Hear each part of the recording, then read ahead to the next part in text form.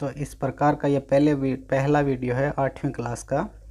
सभी छात्र देखें इसको, तो नहीं तो वंचित रह जाएंगे। पूरे में से पूरे नंबर मार्क्स मिलेंगे आपको। 6 नंबर का क्वेश्चन बता रहा हूँ मैं, जो आपके बोर्ड एग्ज़ाम में आने वाला है।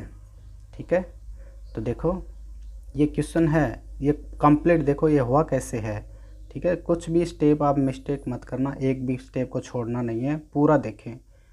बहुत शानदार तरीके से बताया, नहीं तो आप रह जाएंगे जानने से। तो like share subscribe and comment करें और पूरा वीडियो देखें। यानी 15 मिनट में आपके 6 अंक पूरे हो जाएंगे। इसमें 6 अंकों का वीडियो है और शानदार तरीके से बताया मैंने। देखो यानी किस किस प्रकार के इसमें आकृतियाँ बन सकती हैं। ठीक है ना, वो आकृतियाँ जैसे त्रिभुज है, आयत है, समलंब चतुर्भुज है, वर्ग है, तो इनका क्षेत्रफल क्या होता है, कैसे निकाला जाता है, आकृति की ऊंचाई कितनी लेनी है अपने को, आधार क्या लेना है, ये सब कुछ आगे वीडियो में बताया गया है। तो कंटिन्यू देखें। ओके, आज मैं आपके लिए लेके आया हूँ क्षेत्रमिति कक्षा 8 का ये टॉपिक है। प्रश्नावली आपकी क्षेत्रमिति जो है वो है, तो ये सबसे ज़्यादा नंबर की है क्षेत्रमिति, 8 से 10 नंबर की है। ठीक है, यानी मॉडल पेपर को देखें तो 10 नंबर की है, वैसे इसका वेटेज 8 नंबर बताया है। ठीक है, तो इसमें से एक क्वेश्चन है वो 6 नंबर का आता है, 6 नंबर का, यानी बहुत बड़ा क्वेश्चन आता है। 6 नंबर के आपके 4 क्वेश्चन आने वाले हैं, तो उसमें से एक क्वेश्चन ये है क्षेत्रमिति का आएगा कि बहुभुज का आपको क्षेत्रफल बताना है। जैसे ये आकृति ली है अपन ने, तो इस प्रकार की कोई आकृति है, मान ली इस प्रकार का कोई क्षेत्र है, भूमि है, उसका आपको क्षेत्रफल बताना है। ठीक है, तो क्वेश्चन ये ऐसे ही आएगा कि दी गई आकृति का क्षेत्रफल यानी बहुभुज का क्षेत्रफल ज्ञात कीजिए। जैसे इस आकृति का नाम ABCDEFG है, तो ऐसा भी लिखा जाएगा कि आकृति ABCDEFG का क्षेत्रफल ज्ञात कीजिए। ठीक है, तो देखो इसमें अपन को क्या करना है, इसमें 2 या 3 प्रकार की आकृति बनेगी।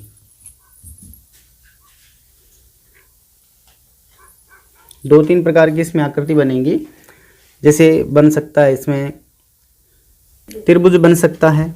ठीक है, त्रिभुज की आकृति बन सकती है आपके, जैसे ये त्रिभुज की आकृति बन गई। आयत की आकृति बन सकती है, वर्ग की आकृति बन सकती है। ठीक है, और ज़्यादा इम्पोर्टेंट आकृतियाँ 2 ही बनेंगी, एक तो त्रिभुज और एक समलंब चतुर्भुज। ठीक है, एक समलंब चतुर्भुज, तो ये एक समलंब चतुर्भुज है। तो इसमें आपको इन 4-5 सूत्र यानी क्षेत्रफल याद होने चाहिए। तो त्रिभुज का क्षेत्रफल तो क्या होता है, 1/2 गुणा आधार गुणा ऊंचाई होता है। आयत का लंबाई गुणा चौड़ाई होता है।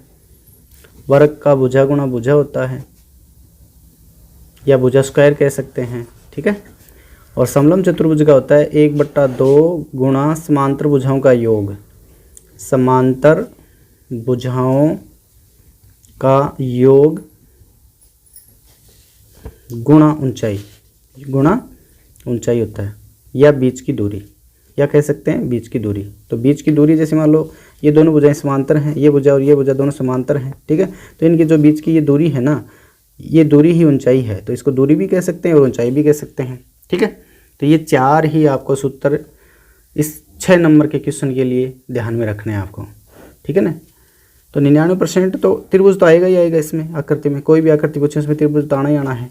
दूसरा एक समलंब चतुर्भुज या आयत, ये बनेंगे। ठीक है ना, तो आप देखें वीडियो को और 6 नंबर पक्के करें। 6 नंबर आपके पक्के हो जाएंगे, यानी 80 में से 6 नंबर। कितना वेटेज हो गया एक क्वेश्चन का। तो देखो इस आकृति का अपन क्षेत्रफल ज्ञात करेंगे, तो ये बहुभुज हो गया, बहुत सारी भुजाएं बनी हुई हैं इसमें। ठीक है, तो बहुभुज में आपको क्या ध्यान में रखना है, यानी इन जो ये आकृति में डिवाइड हुआ है ना अलग अलग आकृतियों में, इन सभी आकृतियों का अपन नामकरण कर देंगे। जैसे ये आकृति 1 है, ये 2 है, ये 3 हो गई, ये 4 हो गई, ये 5 हो गई, ये 6 हो गई, ये 7 हो गई। इस प्रकार से 7 आपके 7 आकृतियाँ नहीं आएंगी, 5 या 4-5 आकृतियों का पूछा जाएगा। ठीक है ना, मैंने थोड़ा बड़ा लिया है, यानी एक बार में ही सारा कुछ बताना चाहता हूँ मैं। ठीक है, तो इस क्वेश्चन का वेटेज बहुत ज़्यादा है, यानी 80 नंबर का आपका पेपर आएगा, उसमें से 6 नंबर का तो ये एक क्वेश्चन ही आ जाएगा आपके। ठीक है ना, बड़े क्वेश्चनों का वैसे वेटेज आपकी ज़्यादा दिया है, 24 नंबर के आएंगे। 4 क्वेश्चन है, तो एक तो यही है, ठीक है। तो देखो, और एक क्वेश्चन और है, वो भी मैं आगे वीडियो में बना के बताऊंगा आपको, ग्राफ वाला है, तो वो भी बहुत अच्छा क्वेश्चन है। इसमें किसी भी बच्चे का गलत होने के बिल्कुल चांस नहीं रहते हैं, ठीक है। तो देखो, सबसे पहले अपन आकृति 1 का क्षेत्रफल निकालेंगे। तो आकृति 1 क्या है? ऐसी आकृति एक त्रिभुज है ना, तो लिखेंगे अपन आकृति एक त्रिभुज का क्षेत्रफल बराबर 1/2 गुणा आधार गुणा ऊंचाई, ठीक है। आधार गुणा ऊंचाई हो गया, ओके। तो सूत्र अपने एक बार लिखेंगे, बाद में सीधा ही हल कर लेंगे बाकी आकृति त्रिभुज की जो भी आएंगे ना। अब इनका नाम भी लिख सकते हैं अपन, ठीक है ना। जैसे यहाँ लिख सकते हैं अपन P लिख दिया, यहाँ Q लिख दिया, यहाँ R लिख दिया, यहाँ S लिख दिया, यहाँ T लिख दिया, तो इनका भी नाम कर दिया अपन ने, ठीक है। तो इस आकृति का नाम भी लिख सकते हैं, जैसे लिखना चाहिए तो OPB, नहीं सीधा ही नाम लिख दो आकृति 1, ये सही रहेगा कि आकृति 1 का, 2 का, 3 का, इस प्रकार से क्षेत्रफल। तो आकृति का 1 का क्षेत्रफल क्या हो जाएगा? 1/2 गुणा आधार क्या है इसका?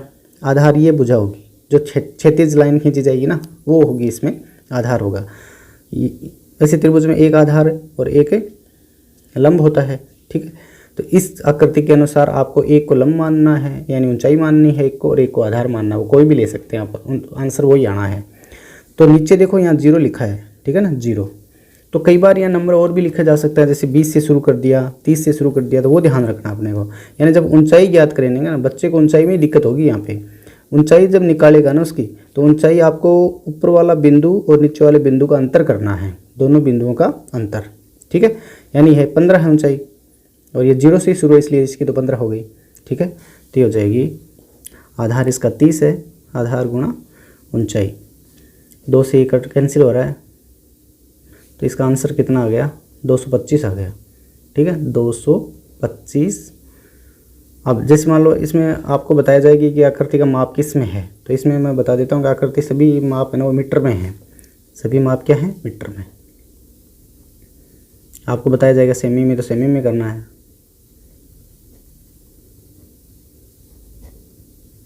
ठीक है। जिसमें जो भी इकाई दी जाएगी उसी में करना आपको। तो इसका हो गया वर्ग मीटर, ठीक है। अब आकृति 2, आकृति 2 का क्षेत्रफल, वो भी ऐसे ही ज्ञात करना। आकृति 2 का क्षेत्रफल भी, आकृति 2 है, ये भी एक त्रिभुज है, ठीक है।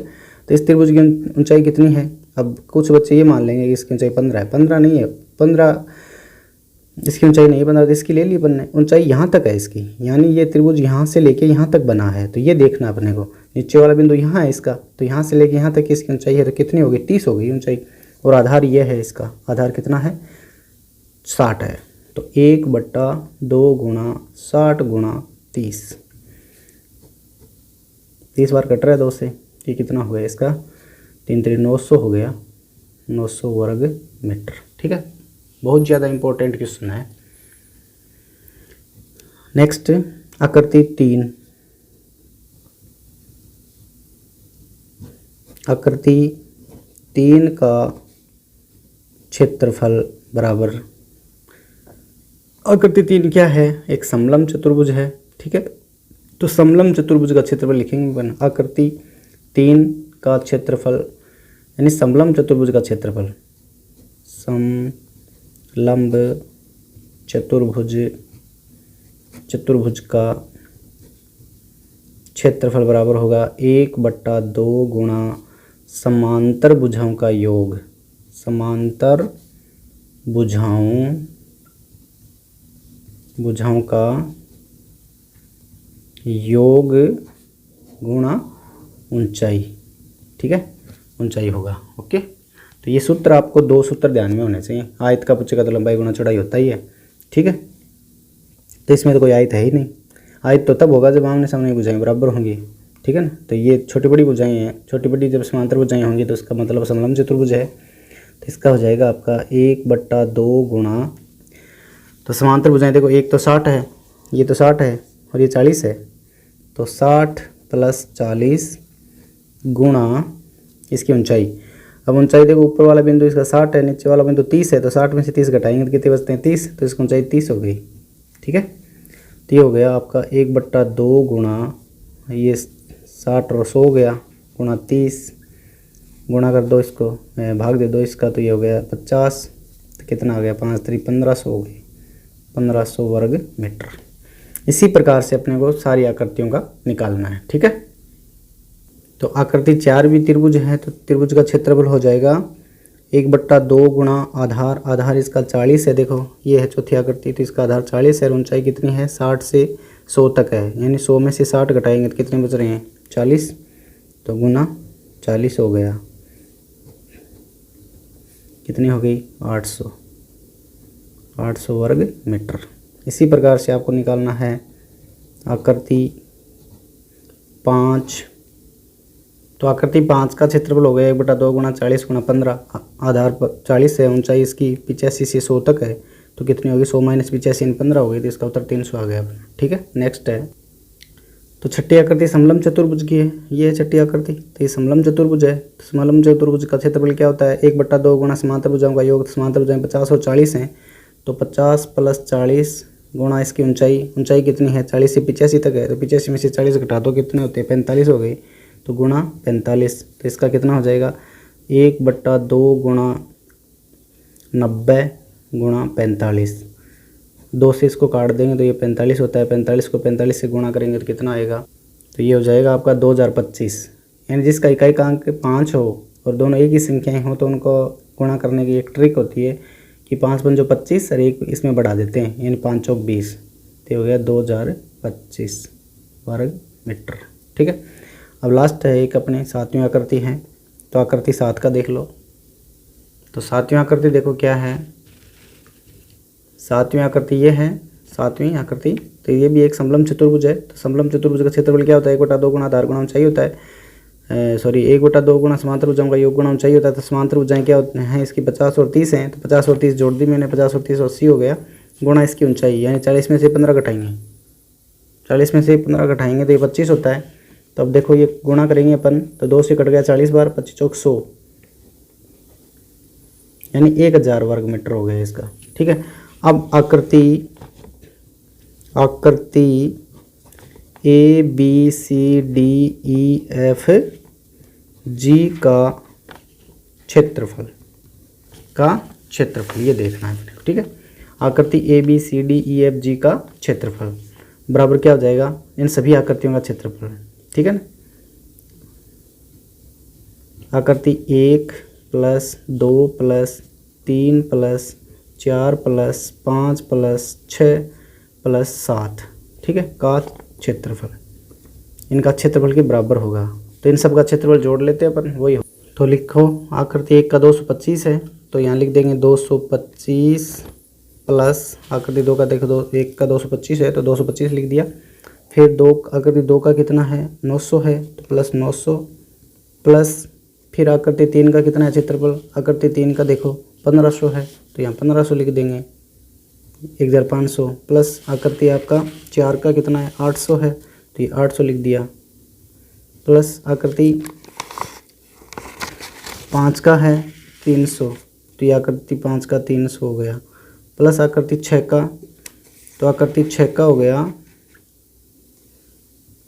आकृति 6 का है 2025 है 2025, और आकृति 7 का 1000 है। ठीक है। तो ये सारे जोड़ देंगे, बाद में जो आएगा वो इसका क्षेत्रफल हो जाएगा। ठीक है। तो देखो जोड़ लेते हैं, इसका जोड़ने पर 6750 वर्ग मीटर हो गया। तो जो अपने को पहले जो क्वेश्चन दिया है ये, तो इस क्वेश्चन का क्षेत्रफल अपना कंप्लीट हो गया है, यानी ये क्वेश्चन 100% आने वाला है। तो आपके 6 नंबर इसमें पक्के हो जाते हैं। तो आप वीडियो पूरा देखें, बीच में नहीं छोड़ें, एकदम अच्छे से समझाया मैंने, तो अच्छे से समझ में आएगा एकदम, बिल्कुल किसी का भी गलत नहीं होगा, गलत होने के नो चांस। ठीक है। तो देखो, तो वीडियो को ज़्यादा से ज़्यादा शेयर, सब्सक्राइब, लाइक और कमेंट करें।